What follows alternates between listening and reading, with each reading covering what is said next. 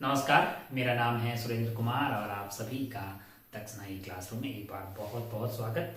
हम बातें कर रहे हैं इस एपीएसटी के पेपर वन का पहला सवाल जो है प्रोजेक्टाइल का सवाल है। यहाँ से एक पार्टिकल को यू रफ्तार से थीटा एंगल पे फेंका गया है और वो इसको जाके यहाँ से जस्ट टच करके निकल रहा है, विच मेक्स एंगल अल्फा। ये वाला ग्रेज करके यानी ग्रेजिंग जस्ट टच करके ये एंगल अल्फा होगा। तो अगर ये वाला एंगल भी अल्फा हो जाएगा, माना कि यहाँ पे रफ्तार v है तो हॉरिजॉन्टल में रफ्तार चेंज हो नहीं रही क्योंकि कोई एक्सेलरेशन नहीं है, तो v cos alpha must be equal to u cos theta. तो अगर आप ध्यान से देखेंगे तो यहाँ से v की वैल्यू आ गई है u cos theta upon cos alpha. अब अपने को क्या करना है, the time taken by projectile to reach the point p है। पॉइंट p जाने जाते हैं, इसकी स्पीड क्या हो गई, इतनी हो गई है। वर्टिकल में क्या होगी, मैंने कहा v साइन अल्फा वर्टिकल में हो जाएगी, जो कि v वाई होगी किसी भी टाइम पे, तो वो हो जाएगी u cos थीटा और यहाँ पे sine alpha upon cos alpha हो जाएगा आपके लिए टेन अल्फा, इतनी हो जाएगी। अब वर्टिकल में मैं क्या यूज कर दूंगा, v is equal to U plus A T, यानी v तो मेरी u cos theta tan alpha आ गई है और v is equal to u क्या था, u आपका u साइन थीटा था, u sine theta v is equal to U plus A T, acceleration नीचे की तरफ है तो माइनस जी इंटू टी। तो अब अगर आप ध्यान से देखिए तो टाइम आपका आ रहा होगा यहां से u sine theta minus u cos theta tan alpha divided by g है। तो ये टेन अल्फा क्या हो जाएगा अपना sine alpha by cos alpha, तो ये हो जाएगा u कॉमन आ जाएगा और sine alpha by cos alpha, यानी sine theta cos alpha minus cos theta sine alpha divided by g, u तो कॉमन आ गया है और ये क्या था साइन बाई कोस अल्फा, यानी यहाँ कोस अल्फा आ गया है। ऊपर वाला कार्यक्रम हो जाएगा आपका u sine theta minus alpha, u sine theta minus alpha divided by g cos alpha, ये है टाइम टेकन। तो ये वैल्यू आपके लिए आती हुई दिखाई देगी और ये वैल्यू आपको ऑप्शन सी में दिखाई देगी, u sine theta minus alpha divided by g cos alpha, ये ऑप्शन आपका सी वाला है। तो आंसर आपका सी हो जाएगा, इसको टिक करके आप आगे बढ़ सकते थे सवाल नंबर 2 की तरफ। नंबर 2 एक बहुत सस्ता सा सवाल है जिसमें आपको क्या बोला गया है कि के अल्फा जो है उसकी एनर्जी आपको 6.4 दी, यानी कि एच सी बाई लेमडा की वैल्यू आपको क्या दी हुई है यहाँ पे 6.4 किलो इलेक्ट्रॉन वोल्ट है ना। तो भाई साहब अगर अपने को h c by lambda energy दी हुई है तो क्या अपन पी निकाल सकते हैं, मैंने कहा हाँ पी निकाल लेंगे, तो जिस पी से इधर गया होगा वो उतना उधर गया होगा, है कि नहीं यार भाई। अल्फा पार्टिकल क्या है, a free atom of iron emits K alpha of X-ray, इसकी दी हुई है के अल्फा की, फोटोन की एनर्जी दी हुई, तो उसका इसका पी निकालोगे उतने मैग्नीट्यूड की पी से ये उधर भागेगा, पी पता लग जाएगा तो क्या निकाल पाइएगा, काइनेटिक एनर्जी निकाल लेंगे पी स्क्वायर बटा 2m से। तो हमें क्या चाहिए, पी जो कि है एस बाई लेमडा, तो यहाँ से 6.64 इंटू 10 की पावर 3 इंटू 1.6 इंटू 10 की पावर माइनस 19 को किससे डिवाइड कर देंगे, सी से डिवाइड कर देंगे, जो कि है 3 इंटू 10 की पावर 8 मीटर पर सेकेंड। पी मिल गया है। अगर आपको रिकॉयल काइनेटिक एनर्जी चाहिए, तो काइनेटिक एनर्जी क्या होगी, जितना पी से फोटोन गया उतने पी से तो एटम गया होगा, क्योंकि मैग्नीट्यूड तो सेम ही होगा ना। तो पी स्क्वायर अपॉन 2m है, अब इसका स्क्वायर करना होगा, डिवाइड बाई 2m करना होगा और आंसर ये अपना जूल में है तो इसको अपन को इलेक्ट्रॉन वोल्ट में दिया हुआ है। तो वैल्यू आप रख दीजिए 6.4 इंटू 10 की पावर 3 इंटू 1.6 इंटू 10 की पावर माइनस 19 का होल स्क्वायर डिवाइडेड बाई 2 हाँ नीचे ये भी था तो इसका स्क्वायर करना पड़ेगा 9 इंटू 10 की पावर 16 डिवाइडेड बाई 2m और m उसका है 56 AMU, 1 AMU इज 1.66 इंटू 10 की पावर माइनस 27, इतना आपका जूल है, उसको इलेक्ट्रॉन वोल्ट में बदलना है तो 1.6 इंटू 10 की पावर माइनस 19 से और डिवाइड कर दीजिए। ये वैल्यू सॉल्व करने पे आ रही है 3.9 इंटू 10 की पावर माइनस 4 इलेक्ट्रॉन वोल्ट है। तो जो आप ध्यान से देखिए ये कौन से ऑप्शन में, ये आपको ऑप्शन ए में दिखाई देगा। ये आप कौन से ऑप्शन में दिखाई दे रहा है? ऑप्शन ए में दिखाई देगा। तो अगर आप ध्यान से देखें, एनर्जी आपको दी हुई है, उससे आप पी निकाल सकते हैं।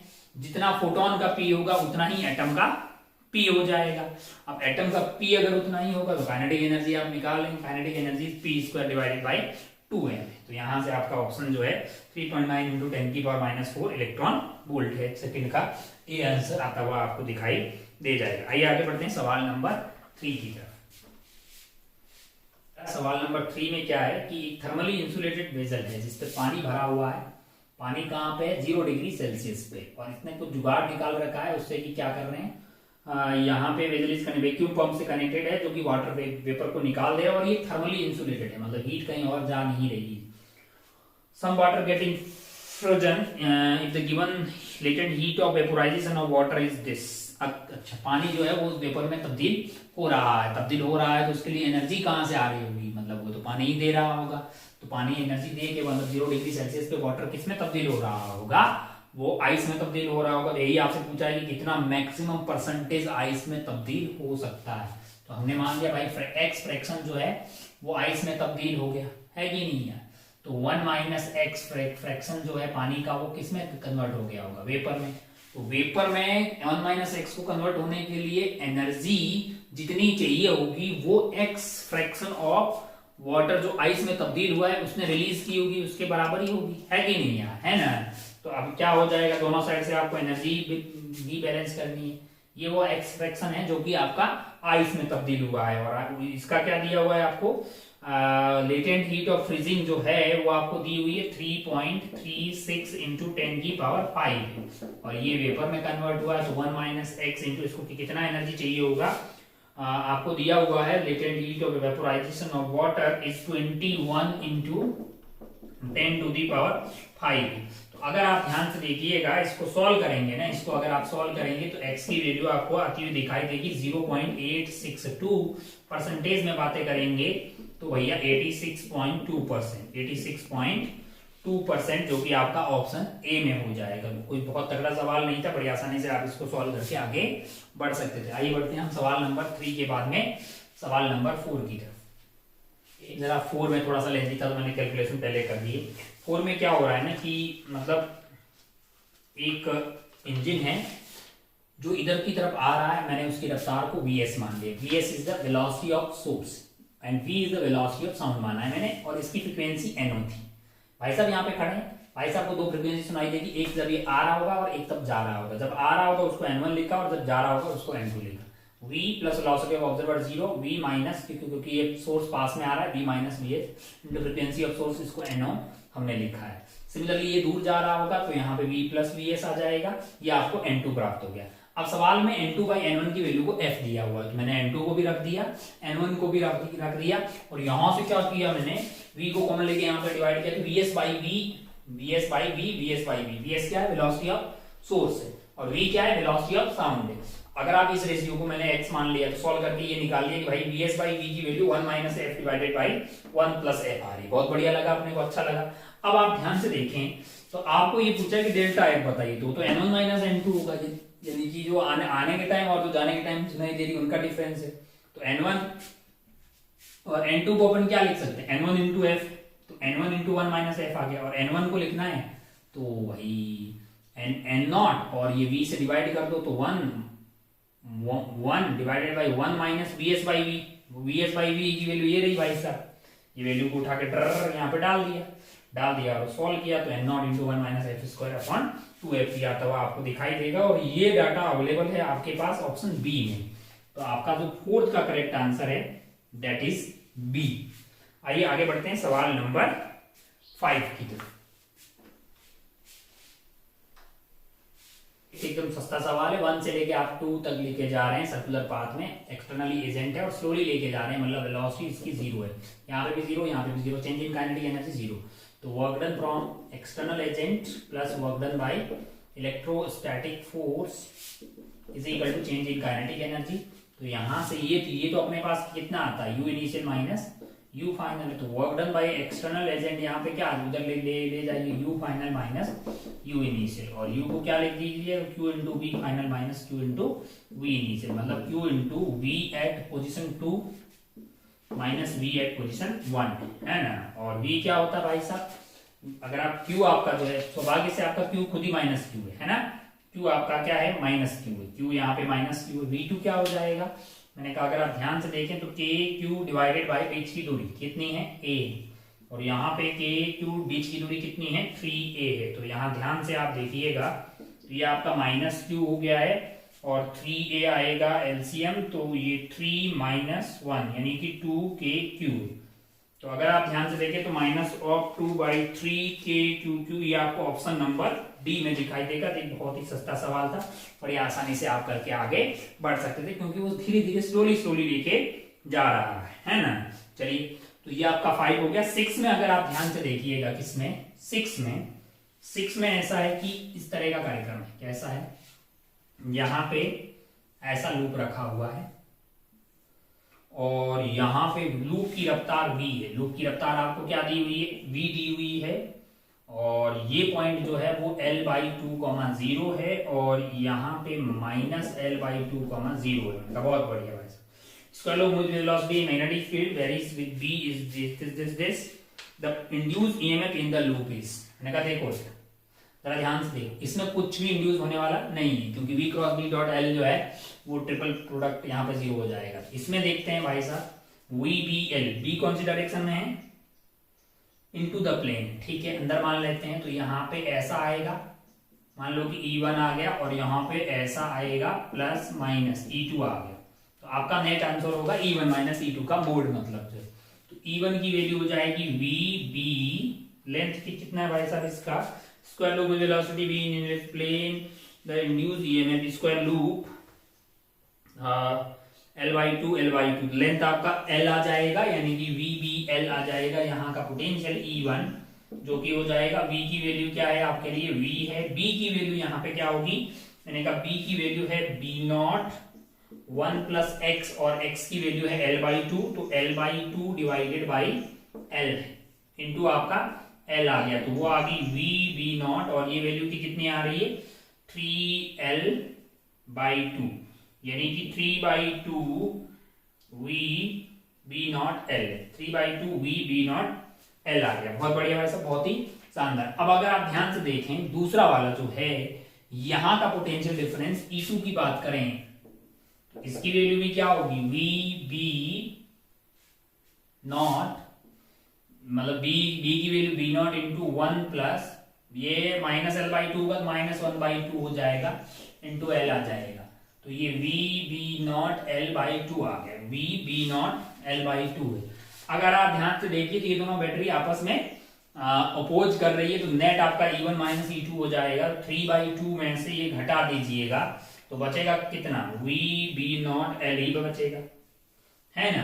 3/2 में से आधा घटा दीजिए तो भैया VB0 माइनस बाई L मतलब VB0 इंटू L बचेगा, B0 L V, जो कि आपको ऑप्शन ए में अवेलेबल है। तो एक सस्ता सवाल था, कुछ नहीं था, आपको पोटेंशियल डिफरेंस निकाल लें थे V cross B dot L से, scalar triple product motional EMF आपने पढ़ा होगा। बहुत ही सस्ता सवाल था। आइए आगे बढ़ते हैं सवाल नंबर 7 की तरफ। नंबर 7, डेंसिटी ऑफ बॉल जो है वैसे वैसे निकाल रहे हैं, डायमीटर कैसे कैसे मेजर कर रहे हैं, एक स्क्रू बॉल से कर रहे हैं, उसका पिच की कितना दिया हुआ 0.5 और शायद 100 सर्कुलर डिवीजन है। तो यहां से ये क्या आ जाएगा भाई साहब, लीस्ट काउंट आ जाएगा। और अपन जानते हैं भाई साहब डेंसिटी होती है मास अपॉन वॉल्यूम, और वॉल्यूम होगी स्फीयर है ना, सॉलिड बॉल है। तो 4/3 पाई आर क्यूब जो कि d/2 का whole square, 4/3 pi r cube हो गया है। अब आप ध्यान से देखिएगा, ध्यान से अगर आप देखेंगे यहाँ पे तो डेल्टा रो बाई रो को मैं लिख सकता हूं delta m/m plus 3 into delta d/d, बाकी सब तो कांस्टेंट होगा, वो खेला आपका खत्म हो जाएगा। तो अब अगर आप ध्यान से देखिएगा तो डायामीटर भाई साहब जो मेजर कर रहे हैं, डेल्टा m/m सवाल में 1% दिया हुआ है, ये वैल्यू आपको 1% सवाल में दी गई है। आपका टारगेट है इसको निकालने का ताकि ये मिल जाए। तो वो जो डेल्टा डी है ना लाला, वो लिस्ट काउंट है, लिस्ट काउंट आपको कितना मिल गया है, इतना मिल गया। और रीडिंग क्या आ रही है पता है, डी की वैल्यू, ये तो आपका लिस्ट काउंट हो गया, रीडिंग आ रही है, बोल रहा है कि 2.5 तो मेन स्केल में हो गया है रीडिंग, प्लस 40 वाला मैच हो रहा है, 40 into list count 0.5 divided by 100 है। तो ये 0 से 0 कट गया है और यहाँ पे आपके पास 520 यानी 2.2 आ गया है, 0.2, तो ये 2.5 आ जाएगा, 2.5। हाँ, तो 2.50 mm आपका क्या आ गया है, डी आ गया। अगर आप ध्यान से देखिएगा तो यहाँ पे डेल्टा डी की वैल्यू होगी 0.5 डिवाइडेड बाई 100, मतलब ये delta D divided by D की बात करें तो ये हो जाएगी डिवाइडेड बाई डी, जो कि है 2.5, और इंटू परसेंटेज में चाहिए तो इंटू 100 कर दीजिए, तो यहाँ पे भी इंटू 100 कर दीजिए। अब अगर आप ध्यान से देखिएगा तो ये वैल्यू लिखी हुई है 1/5 यानी कि 0.2%, 0.2%। अगर ये हो गया है तो उठा के यहाँ पे रख दीजिए, क्योंकि ये 1% दिया हुआ है, प्लस आपका 3 इंटू 0.2%, ये वैल्यू आ जाएगी 0.6 प्लस 1 यानी कि 1.6%। आपको निकालना क्या था, आपको यहाँ पे डेंसिटी में परसेंटेज एरर निकालनी, सवाल में ये दिया हुआ है, ये आपने निकाल दिया है। बाकी आप जानते हैं लिस्ट काउंट कैसे निकालना, pitch divided by number of turn on circular scale, main scale का reading 40 matching into least count, ये आपकी रीडिंग आ गई। डेल्टा डी निकाल, डेल्टा डी आपका मतलब जो है लिस्ट काउंट के बराबर हो गया, बाकी आप निकाल सकते हैं, बहुत ही सस्ता सवाल था। आइए आगे बढ़ते हैं, सवाल नंबर कॉम्प्रहेंशन पैराग्राफ कौन सा है भाई साहब, 8 एंड 9 से आप देखिएगा। पैराग्राफ ऐसा है कि भाई साहब तीन आंट है, एक बी की तरफ जा रहा है, मतलब 1 2 की तरफ जा रहा है, 2 3 की तरफ जा रहा है, 3 1 की तरफ जा रहा है। इनिशियली फासला ए है और रफ्तार इनकी वी है ना। तो ऐसे सवाल आपने खूब किए होंगे भाई, मिल जाता है सेंटर पे टी टाइम बताइए, वो सब सवाल में दिया हुआ है। सवाल बोल रहा है टी इज इक्वल टू 0 पे आपसे पहला सवाल जो 8वां वाला पूछ रहा है वो ये पूछ रहा है लाला कि भाई angular velocity of 2 with respect to 1 at t is equal to 0।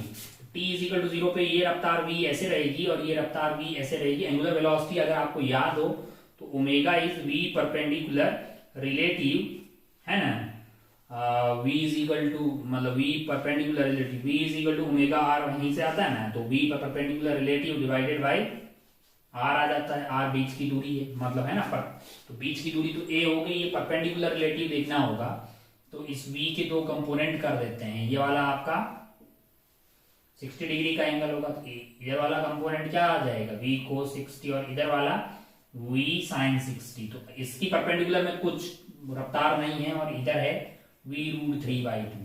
तो आपको अगर omega of 2 with respect to 1 चाहिए तो रिलेटिव रफ्तार जो इसके परपेंडिकुलर हो वो आपकी v√3/2 होगी, और परपेंडिकुलर दूरी कितना है, परपेंडिकुलर दूरी a है, तो इतना रेडियन पर सेकेंड आपको आंसर मिल जाएगा। ये आप ध्यान से देखिएगा, तो √3v/2 है, ये आपको ऑप्शन 8वें के बी में मिल जाएगी। साधारण सा सवाल था, 8वां तो कुछ भी नहीं। 9वें में आपसे पूछा है कि magnitude of angular acceleration of 2 with respect to at any time t, मतलब t इज इक्वल टू 0 पे पूछा हमने, t is equal to t पे मान लिया कि भाई t इज इक्वल टू 0 पे ये फासला जो है 1 एंड 2 के बीच में कितना हुआ करता था, ये a था, लेकिन किसी टाइम t पे मान लो वो r हो गया है, क्या हो गया है, वो r हो गया, वो वक्त के साथ कम हो रहा है। अगर आप ध्यान से देखें तो इसकी एक रफ्तार इधर की तरफ क्या होगी, v/2 होगी, और इधर की तरफ होगी √3v/2। तो ये जो r के कम होने की रेट है, यानी कि dr/dt का माइनस अगर मैं बोल दूं तो v प्लस 3v/2 है, ये वो रेट है जिससे कि ये r कम हो रहा होगा। अगर आप ध्यान से देखिएगा तो minus of dr is equal to 3v/2 into आपका dt आ गया है।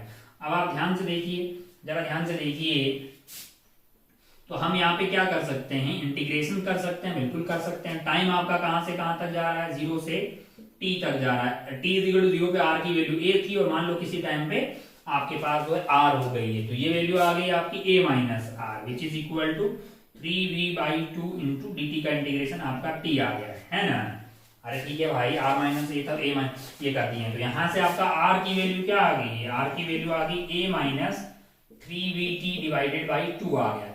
अब आप किसी भी टाइम पे ये इसका ओमेगा भी तो निकाल सकते हैं ना, ओमेगा निकाल सकते हैं, omega of 2 with respect to 1, yes, वो ओमेगा क्या होगा, मैंने कहा v परपेंडिकुलर, तो आपका √3v/2 ही रहेगा, डिवाइडेड बाई क्या आ जाएगा, ये r आ जाएगा, आएगा कि नहीं आएगा, ये r आ गया है ना।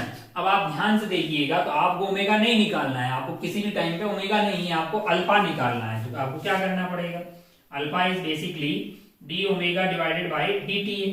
तो आपके पास ये वैल्यू आ जाएगी √3v/2, और इसका अगर आप क्या करिएगा, इसका अगर आप डिफरेंशिएशन करेंगे तो r की पावर -1 है, तो -2 आ जाएगा, यानी r² आ जाएगा, और एक टर्म आ जाएगी आपकी dr/dt है। तो ये वैल्यू, तो यहां से अगर अपन क्या लिख सकते हैं, अल्फा को √3v/2r², और ये जो dr/dt है ना लल्ला, ये तो कितना है अपने पास dr/dt, मतलब अगर इसकी वैल्यू आपके लिए 3v/2 है ना। तो यहाँ पे आप ध्यान से देखिएगा, अगर आप इसको 3v/2 डाल देंगे तो ये वैल्यू आ जाएगी आपकी 3√3v²/4r², और t = 0 पे, r की वैल्यू क्या होगी, t की वैल्यू 0 डालोगे तो r की वैल्यू a होगी, तो t = 0 पे आपसे पूछा है तो a² हो जाएगा। तो 3√3v²/4a², ये आपको ऑप्शन डी में दिखाई देगा, तो आपका आंसर हो जाएगा 9th वाले का डी। आइए आगे बढ़ते हैं, सवाल नंबर 11, 10 एंड 11 वाले पैराग्राफ। तो ये है भाई साहब, सवाल आपको दिया हुआ है, यहाँ पे पोटेंशियल दिए हुए हैं, ये सब दिया हुआ है। इनिशियली अगर अपन चार्जेस की बात करें तो ऑब्वियसली यहाँ पे चार्ज रहेगा आपका 200, और यहाँ पे -200 माइक्रोकूलम की बातें हो रही सारी, और ये 40 है तो यहाँ पे -80 रहेगा माइक्रोकूलम, और यहाँ पे प्लस का 80 रहेगा।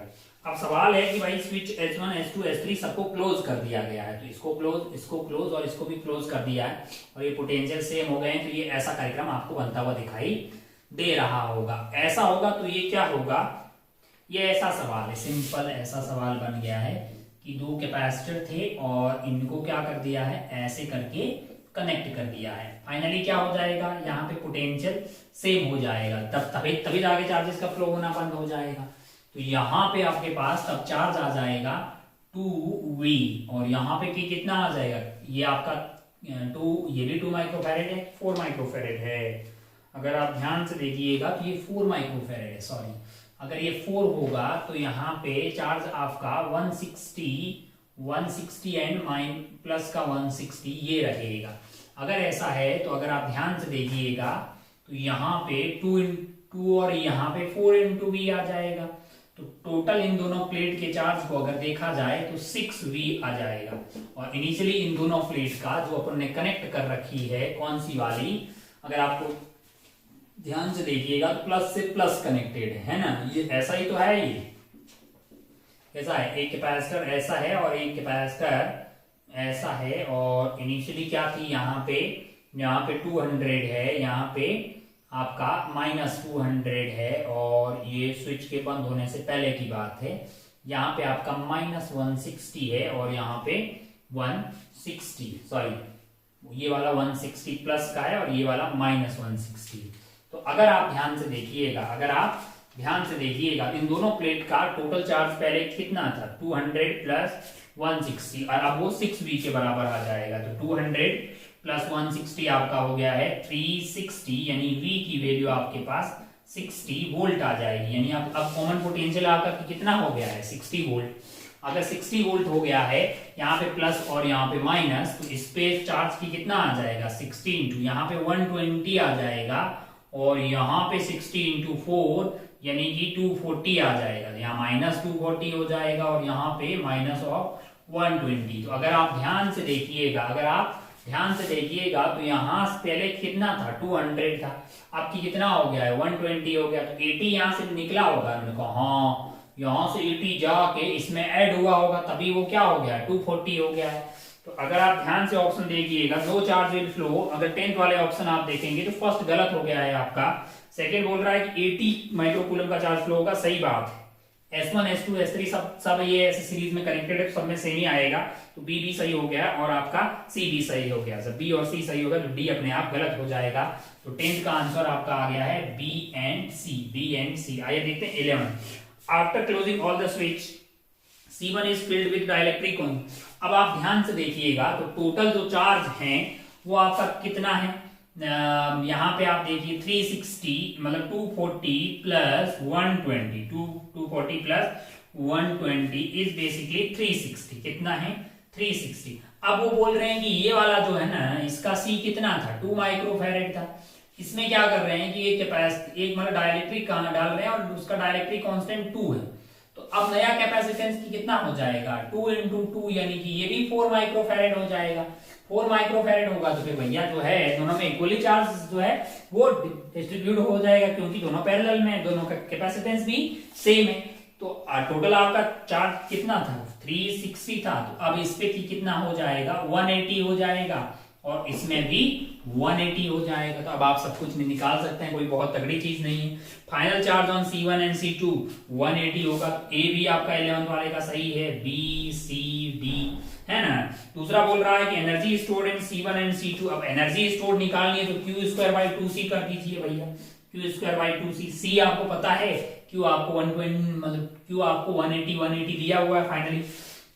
और बोल रहा है कि हीट लॉस की कितनी हुई। मैंने कहा भाई इनिशियली एनर्जी आपको पता है ना, इनिशियली आपके पास क्या था? डाइलेक्ट्रिक को डालने से पहले की बात हो रही है ना। तो आपके पास 120 था, 240 था, तो आप Q²/2C से यहाँ की इनिशियल निकाल लीजिए, फिर आप फाइनल वाली निकाल लीजिए, तो टोटल हीट लॉस कितना होगा वो पता लग जाएगा। और वो जब कैलकुलेशन कर रहे हैं तो वो 3240 नहीं आ रही, तो C यहाँ पे गलत हो जाएगा, B ठीक है। और charge flow on through S2 is 60 है। अगर आप ध्यान से देखें तो यहाँ पे पहले आपके पास 120 था, अब 180 हो रहा है, तो यहाँ पे आपका चार्ज फ्लो हुआ होगा 60 का। तो ये बात भी आपकी सत्य है, तो आपका आंसर डी भी सही होगा। तो ये वाला कैलकुलेशन आप कर लीजिए, ए बी एंड डी इसके करेक्ट आंसर है। आइए आगे बढ़ते हैं। पैराग्राफ 10 और 11 के बाद में सवाल number 12, multiple correct answer type question. बहुत बेहतरीन सवाल है। सारी सरफेस जो है वो स्मूथ है, और आपने एक बॉल है, इसका मास m है, उसको रिलीज किया है। ये 2m वाला है, वेज का मास 2m है, और रेडियस इसका जो है वो r दिया हुआ है। ये पॉइंट और ये पॉइंट जो है सेम लेवल पे। पहले आप लोग जो सवाल का ऑप्शन ए है वो आपसे बोल रहा है कि भैया maximum speed acquired by the sphere is. Sphere की मैक्सिमम स्पीड तब होगी जब इसकी पोटेंशियल एनर्जी मिनिमम होगी। यानी ये स्फीयर अगर लोअर मोस्ट पॉइंट पे आएगा, तब मान लीजिए इसकी स्पीड v है, मान लीजिए इसकी स्पीड v है, तो ये वेज जो है वो v डैश से इधर जा रहा होगा। किधर जा रहा होगा? इधर आपको जाता हुआ दिखाई दे रहा होगा। क्योंकि हॉरिजॉन्टल में कोई एक्सटर्नल फोर्स नहीं है, तो सेंटर ऑफ मास को रेस्ट में रहना पड़ेगा। यानी m into v is equal to 2m into v dash, यानी कि v डैश की वैल्यू होगी v/2। v डैश की वैल्यू क्या आ गई आपके लिए? v/2। अब अगर आप ध्यान से देखें तो आपको ये पता लग गया है भाई साहब कि इस पूरे खेला में जब ये यहां से यहां तक आया होगा, तो कौन सी एनर्जी कम हुई होगी? इसकी पोटेंशियल एनर्जी कम हुई होगी। उतना क्या होगा? Gain in kinetic energy. तो क्या उससे अपन v निकाल पाइएगा? मैंने कहा हाँ। कितनी पोटेंशियल एनर्जी कम हुई है? पोटेंशियल एनर्जी कम हुई है उसकी mgr, that is equal to gain in kinetic energy, जो कि होगी half mv² plus half into 2m into ये v डैश से चल रहा है, जो कि बेसिकली v/2 है, तो v² डिवाइडेड बाई 4 आ गया है। तो यहाँ पे सारा आपका m गायब हो जाएगा, ये यहाँ से ये भी गायब हो गया। v²/2 प्लस v²/4, ये gr is equal to v²/2 plus आपका v²/4 आ गया है। तो ये वैल्यू v²/4 इंटू 2, 3v²/4 आ गया है। तो यहाँ से v की बात करें अपन, तो वो 4gr/3 का रूट आपको आती हुई दिखाई देगी, जो कि ये वैल्यू आपकी मैक्सिमम आ जाएगी 4gr/3। ये आपको ऑप्शन ए का आंसर मिल गया है। जब v मैक्सिमम होगी ना, तब आपका v डैश भी मैक्सिमम होगा और बाई 2 आ जाएगा। तो ये डिवाइडेड बाई 2 करिएगा तो वो आपकी वैल्यू क्या होगी? ये 2 है बाहर आया हुआ, तो वो आपकी gr डिवाइडेड बाई 3 होगी। यानी इस तरह से आपका ऑप्शन ए और डी हो गया। जब इसकी रफ्तार मैक्सिमम होगी तब इसकी रफ्तार भी मैक्सिमम होगी। यानी आपका आंसर ए सही हो गया है और आंसर आपका डी सही हो गया है। मतलब ये बढ़िया सवाल है। बी और सी को अगर आप ध्यान से देखिएगा तो फिर मैं क्या कर रहा हूं कि जब ये बाहर निकल रहा है, मान लीजिए जब ये बाहर निकल रहा है तो इसकी रफ्तार मैंने vx एंड vy मान ली है। उसी टाइम क्या हो रहा होगा कि ये भाई साहब मान लीजिए इधर की तरफ भागे जा रहे हैं, v डैश से भागे जा रहे हैं, है ना। अब अगर आप ध्यान से देखिएगा तो आप क्या क्या कर सकते हैं। आपको मैक्सिमम हाइट वगैरह पूछा गया, तो ये vx और vy जो है बॉल की रफ्तार पूछी गई। एक तो आप क्या करिएगा, वर्क एनर्जी थ्योरम लगा सकते हैं। कहां से कहां तक, मैंने कहा यहां से यहां तक का डायरेक्ट लगा दीजिए। दूसरा क्या है, मैंने कहा दूसरा आपको कंस्ट्रेंट इक्वेशन लिख सकते हैं। वर्क एनर्जी थ्योरम क्या होगी, ये वाली वैल्यू R है तो ये R/2 हो गया है, तो कितना पोटेंशियल एनर्जी इसका कम हुआ है, मैंने कहा कम हुआ है potential energy is equal to mgR/2 that is equal to gain in kinetic energy. इसकी काइनेटिक एनर्जी हो जाएगी हाफ m vx का स्क्वायर vy का स्क्वायर का रूट लेके उसको स्क्वायर कर दीजिए, तो ये काइनेटिक एनर्जी आ गई है। प्लस आपका जो ब्लॉक है उसकी काइनेटिक एनर्जी हो जाएगी, ये v डैश अलग ही है, मतलब जब ये यहां पहुंच गया होगा तब का v डैश मैंने माना, तो यहां पे आपका ध्यान से देखिएगा तो वो आ जाएगी 1/2 into 2m into v dash का स्क्वायर है। ये एक इक्वेशन आपको प्राप्त होती हुई दिखाई दे जाएगी ये पॉइंट पे। दूसरा आपको ये जो नॉर्मल है ना, ये नॉर्मल के अलोंग क्या होना चाहिए, रफ्तार सेम होनी चाहिए। कंस्टेंट इक्वेशन यूज कर रहा हूं, ये एंगल आपका 30 डिग्री आ गया है, तो v dash cos 30 degree must be equal to vy cos 60 degree minus of vx cos 30 degree. ये आपका एक और रिश्ता जो है वो किस में आ रहा है, v डैश और vx और y में आ रहा है। दूसरा क्या है, एक रिश्ता तो आपका एनर्जी कंजर्वेशन से आ गया, दूसरा आपके पास कंस्ट्रेंट से आ गया, और तीसरा रिलेशनशिप क्या आएगा, मैंने कहा हॉरिजॉन्टल डायरेक्शन में मोमेंटम कंजर्व रहना चाहिए। इसका मतलब क्या है कि m इंटू vx must be equal to 2m into v dash, 2m into v dash हमने इधर मानी है, तो ये आपका रिश्ता नंबर 3 आ गया है। ये v डैश यहाँ का v डैश, ये वाला खेला खत्म हो गया है, लोअर मोस्ट पॉइंट का यहाँ की बात कर रहे हैं। इन तीनों इक्वेशन को अगर आप सॉल्व कर रहे हैं तो यहाँ से हमारा इंटरेस्ट vx एंड vy में है, अगर vx एंड vy मिल जाएगा तो हम मैक्सिमम हाइट और टेन वगैरह सब कुछ पता कर पाएंगे। तो इसको सॉल्व करने पे जो vx आ रहा है भैया, वो आ रहा है आपका, vx की वैल्यू आ रही है सॉल्व करने पे vy में ज्यादा इंटरेस्ट है हमारा क्योंकि मैक्सिमम हाइट वगैरह, vy की वैल्यू आ रही है 9gr डिवाइडेड बाई 11। अब आपको बोला जाए कि भैया मैक्सिमम हाइट क्या होगी, इस वाले पॉइंट से क्या हो जाएगा, h मैक्स अगर आपको निकालना है तो वो vy का स्क्वायर डिवाइडेड बाई 2g आ जाएगा। जब आप इसको सॉल्व कर रहे हैं तो ये वैल्यू आपकी 9r/22 आ रही, लेकिन ग्राउंड से ऑलरेडी आपकी कितनी हाइट पे, r/2 पे, तो r/2 को और ऐड कर दीजिएगा तो आपका जो है मैक्सिमम हाइट फ्रॉम ग्राउंड आ जाएगी, और वो वैल्यू 10r/ कितना आ रहा है, 10r/11 आ रहा है, जो कि ऑप्शन बी में है। तो इसका ऑप्शन बी भी इस तरह से करेक्ट हो जाएगा। सी ऑप्शन में आपसे बोला है कि भैया मतलब जो है आपसे और क्या पूछा है सी ऑप्शन में, the wedge will acquire maximum speed when the sphere is about to leave. नहीं रे लाला, यहां पे वेज मैक्सिमम नहीं करेगा, वेज तो तब मैक्सिमम करेगा जब v मैक्सिमम होगी। अरे भाई v मैक्सिमम कौन से वाले पॉइंट पे होगी, लोअर मोस्ट पॉइंट पे होगी, तब वेज की वेलोसिटी भी मैक्सिमम होगी, क्योंकि मोमेंटम कंजर्वेशन आप तो रखना ही है हॉरिजॉन्टल में, तो ये पूरा का पूरा v इधर की तरफ हो जाएगा। तो ये ऑप्शन आपका सी गलत हो जाएगा यहाँ पे, बाकी ए बी और डी आप निकाल सकते हैं। बेहतरीन सवाल है, मतलब कोई बहुत वैसे बहुत ज्यादा टफ वाली भी कोई बात नहीं, लेकिन एक अच्छा बच्चा इसको आराम से कर सकता। आइए आगे बढ़ते हैं सवाल नंबर 13 पे।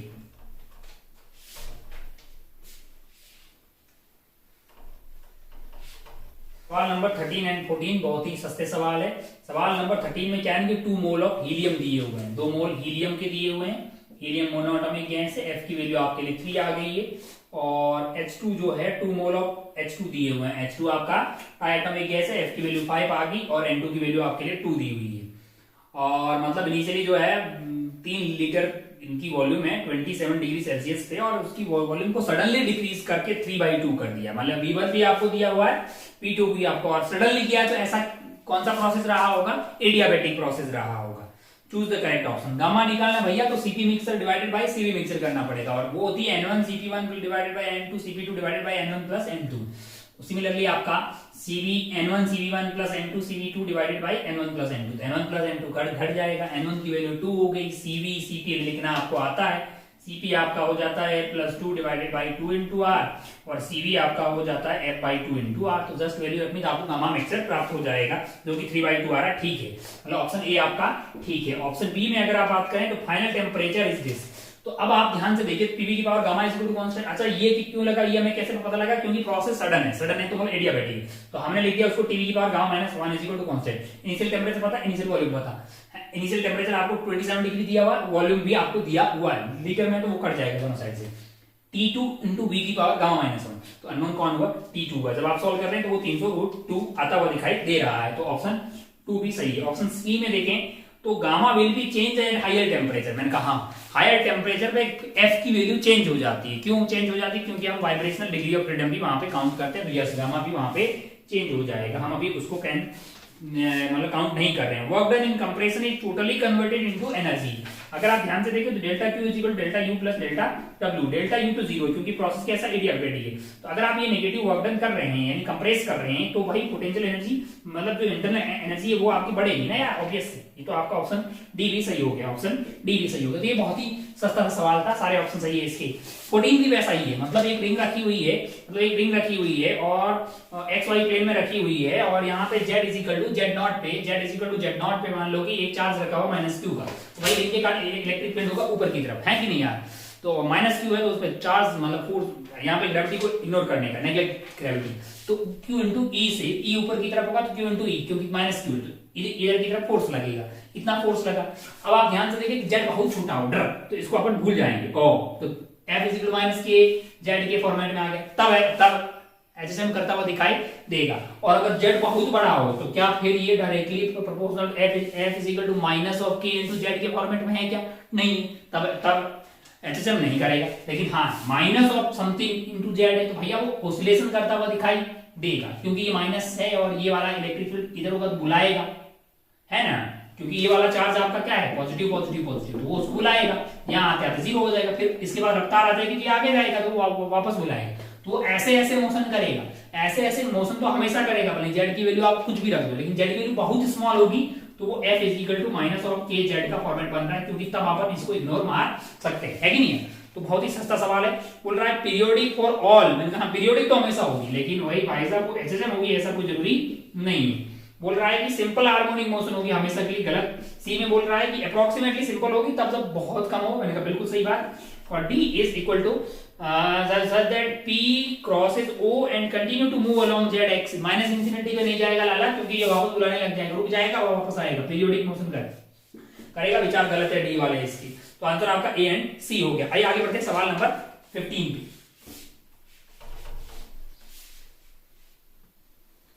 आइए देखते हैं 15 में ये बोला है कि भैया आई मैक्स और आई मिनिमम का रेशियो जो है वो आपको 4:1 दिया हुआ है ना।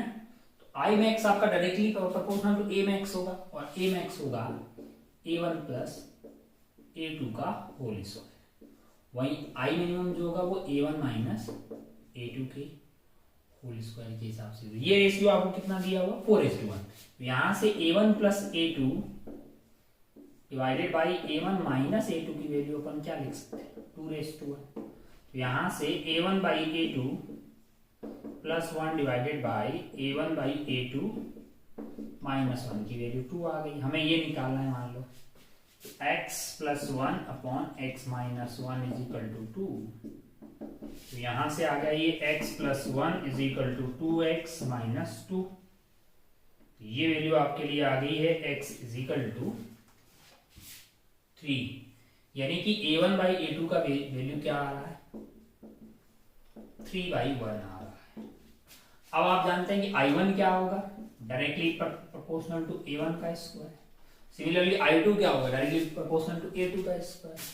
तो I1 बाई I2 का रेशियो निकालना होगा, तो वो निकालना होगा आपको A1 बाई A2 के स्क्वायर के हिसाब से, जो हो जाएगा 3 का स्क्वायर, यानी कि 9/1 आ रहा है।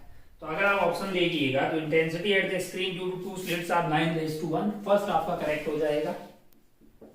सेकंड में आपसे बोला है कि हाँ फर्स्ट सही हो गया, तो सेकंड वैसे ही गलत हो गया। एम्पलीट्यूड का रेशियो 3:1 है, जो कि कहां पे ये रहा, है ना, A1 बाई A2 3:1। सी सही हो गया। डी में फिर सी सही तो डी गलत। 16 वाला लल्लू पल्लू सवाल है, ग्राफ ये आप देख लीजिए, फोटो बनाने की कोई जरूरत नहीं है। आपको पता है भैया रिएक्शन तभी हो पाएगी जब एनर्जी रिलीज तभी होगी जब बाइंडिंग एनर्जी पर न्यूक्लियन कहां ज्यादा हो, प्रोडक्ट की ज्यादा हो, binding energy per nucleon reactant की कंपेयर।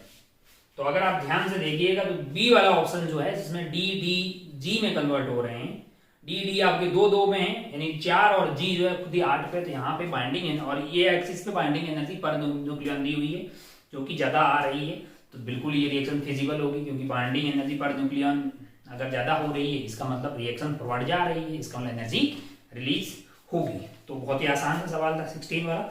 आइए आगे बढ़ते हैं 17 और 18, लास्ट एंड सेकेंड लास्ट सवाल। तो देखते हैं लास्ट सेकेंड लास्ट सवाल। यहाँ पे क्या है, block is connected to ideal spring है, पहला वाला है। तो अगर आप ध्यान से देखें, बोल रहा है कि in this situation the gravitational potential energy is minimum. मैंने कहा नहीं, इक्विलिब्रियम में मिनिमम नहीं है। अगर आप इसको थोड़ा सा रिलीज करके छोड़ेंगे तो ये तो इससे भी नीचे जाएगा, तब मिनिमम होगी। गलत। On the small appropriate displacement body can execute HSM. मैंने कहा बिल्कुल एचएसएम कर सकता है भाई। For the body execute HSM amplitude should not be larger than limiting value. मैंने कहा एक हद से ज्यादा होगा तो ये स्प्रिंग फैल जाएगी, बिल्कुल सही बात। फिर बोल रहा है कि the mass of body increase without changing the size is time period oscillation can change. मैंने कहा time T is equal to m/k आ रहा, तो मास पे डिपेंड कर रहा है ना, तो बिल्कुल चेंज होगा ही अगर आप मास चेंज करेंगे तो। फिर बोल रहा है कि भाई if the size of body increases without increasing the mass its time period of oscillation can change. मैंने कहा साइज पे डिपेंड नहीं कर रहा भाई, आपका टाइम पीरियड तो t is equal to m/k ही आएगा। कितना बड़ा है उससे कोई लेना देना नहीं। सेकेंड वाले में जाइएगा, ये वुडन ब्लॉक है जो फ्लोट कर रहा है वाटर पे। In this situation gravitational potential energy is minimum. कोई जरूरी नहीं धक्का देके छोड़ेंगे तो भाई और ज्यादा कम हो सकती है, अंदर जाएगा तब। On small appropriate displacement body can execute HSM. बिल्कुल बिल्कुल इससे एचएसएम करवा सकते हैं आप, और कम होना चाहिए, क्योंकि ये अगर इसको पूरा डुबो दोगे फिर तो मतलब फोर्स कांस्टेंट हो जाएगा, एचएसएम नहीं होगा, तो कांस्टेंट मतलब लिमिटेड होना चाहिए। और for the body executing amplitude should not be larger than limiting value. बिल्कुल, ये तो आर तो बोल ही दिया आपने। एस की बात करते हैं, अगर आप बॉडी के मास को चेंज करिएगा तो भाई बिल्कुल जो है टी इक्वल टू m, इसमें भी m पे डिपेंड करेगा। और फिर क्या बोल रहा है कि तो body size increase without increasing mass at time period oscillation can change. बिल्कुल इसके सरफेस एरिया पे डिपेंड करेगा, डिस्प्लेस किया हो तो ये भी कार्यक्रम साइज पे डिपेंड करेगा। बायंसी इसका साइज पे डिपेंड करेगा, क्योंकि इसमें बायंसी का रोल आएगा। सिमिलरली आप सारा निकाल सकते हैं, जैसे ये वाला क्या है, यूनिफॉर्म डिस्क है, फीट रोटेड। यहाँ पे एक ऐसे डिस्क है, मतलब ये फिजिकल पेंडुलम है, तो इसमें जो है सेंटर ऑफ मास आपका यहाँ पे, अभी सेंटर ऑफ मास सबसे नीचे ही, फिर आप ऐसे ऐसे करिएगा सेंटर ऑफ मास ऊपर की तरफ से शिफ्ट होगा, तो पी इसमें एक आ जाएगा, क्योंकि सेंटर ऑफ मास अपने मतलब पोटेंशियल एनर्जी यहाँ पे मिनिमम है। फिर क्या है, on small appropriate displacement body can execute HSM. तो बिल्कुल एचएसएम तो कर सकता है फिजिकल पेंडुलम, और आर एक लिमिट से ज्यादा नहीं होना चाहिए, तो नहीं तो ऊपर सर्कल कंप्लीट हो जाएगा। बिल्कुल। और क्या बोल रहा है, बॉडी की साइज पे डिपेंड करेगा, बिल्कुल करेगा, क्योंकि सेंटर ऑफ मास कहाँ पे होगा वो इस बात पे डिपेंड करेगा। तो PQRT इसका आंसर हो जाएगा। एक पेंडुलम रखा हुआ है, in this case the gravitational potential energy minimum. अगर पेंडुलम ऐसे रखा हो तो बिल्कुल यहाँ पे मिनिमम है, आगे और इधर जाएगा तो ग्रेविटेशनल पोटेंशियल एनर्जी बढ़ जाएगी। स्मॉल ऑसिलेशन से बॉडी एचएसएम करवा सकते हैं, है ना, और एक लिमिटिंग वैल्यू से ज्यादा होगा तो फिर वो सर्कुलर कर लेगा, तो आर भी आ जाएगा आपके पास। और क्या हो रहा है, तो body if the size of body increases without the increasing mass its time period of oscillation can change. बिल्कुल लेंथ पे डिपेंड करेगा, टाइम पीरियड लेंथ पे डिपेंड नहीं करेगा, T two two L/G size पे डिपेंड कर रहा है, तो TPS का आंसर हो जाएगा। तो इस तरह से ये बहुत ही सस्ता सा तो है वो आपका मैथ्स द कॉलम था। उसी तरह से 18 वाला भी ऐसा ही है। अब 18 वाले में अगर आप ध्यान से देखिएगा तो ये तो वेल ऑलरेडी ज्यादा चल के आ रहा, फिर आपने स्लिट यहाँ पे रख दिया तो पक्का है कि इसके ऊपर बनेगा। क्या होगा, सेंट्रल मैक्सिमा O वाले पॉइंट से ऊपर बनेगा, तो लाई अबो पॉइंट O, यानी P इसका मैच होता हुआ दिखाई देगा। इसमें अगर आप ध्यान से देखिएगा तो ये ज्यादा चल के आ रहा है, लेकिन यहाँ पे ये भी कंट्रीब्यूट कर रहा है ना लेंथ में। कौन, ये वाला स्लिट μt माइनस टी। तो ऐसा हो सकता है कि वो ऊपर बने, ऐसा हो सकता है कि वो O पे बने, और ऐसा हो सकता है कि वो नीचे बने। वो इस बात पे डिपेंड करेगा कि इसने ज्यादा डेल्टा एक्स दिया कि ये जो एक्स्ट्रा चल गया है उसकी वजह से डेल्टा एक्स ज्यादा आया। तो इसका आंसर जो है मतलब मे लाई अबो मे लाई बिलो, और आपका पास जो है वो O पे भी लाई कर सकता है, यानी ऐसी दोनों बातें R एंड S में। इसमें अगर आप ध्यान से देखिएगा तो पक्का O से ऊपर होगा। क्या है, ये ऑलरेडी ज्यादा चल के आ रहा है, तो अगर आपको डेल्टा एक्स 0 करना है तो फिर इसको थोड़ा एक्स्ट्रा चलाना पड़ेगा, यानी ओ के ऊपर जाना पड़ेगा, यानी कि मस्ट लाइक अब वो पॉइंट होगी, इसमें पी हो जाएगा। सिमिलरली इसमें अगर आप ध्यान से देखिएगा तो ये जो ओ है ना वो इसके जस्ट सामने है, और ये ऐसे आया, ये ऐसे है। अगर डेल्टा एक्स 0 करना तो यहां जाना पड़ेगा लल्ला, है यहाँ इस वाले पॉइंट ओ से, पॉइंट ओ जो है स्लिप 1 के सामने दिया हुआ है, तो ऑब्वियसली ओ से तो ऊपर ही होगा, तो ऑप्शन आपका पी चला जाएगा, यानी कि ओ पॉइंट ओ के ऊपर की तरफ क्या होगा, सेंट्रल मैक्सिमा होगा। तो एकदम सस्ता सवाल था, हार्डली इसको सॉल्व करने में आपको 1 मिनट लगती और इसमें पूरे नंबर आपको मिल जाते। कौन सा सवाल है, 17 और 18, मतलब एकदम गिफ्ट टाइप के थे। उम्मीद है कि आपने बहुत अच्छे से पढ़ा होगा इसको। जो सवाल आपसे नहीं हुए हैं उसको एक बार दोबारा देख लीजिए। अपना और अपनी पढ़ाई का खूब ख्याल रखिएगा, अपने आप को मोटिवेटेड रखिए और आने वाले टेस्टों में इससे बेटर करने की कोशिश हमेशा आपकी जिंदा रहनी चाहिए। जय हिंद, जय भारत, टेक केयर, बाय।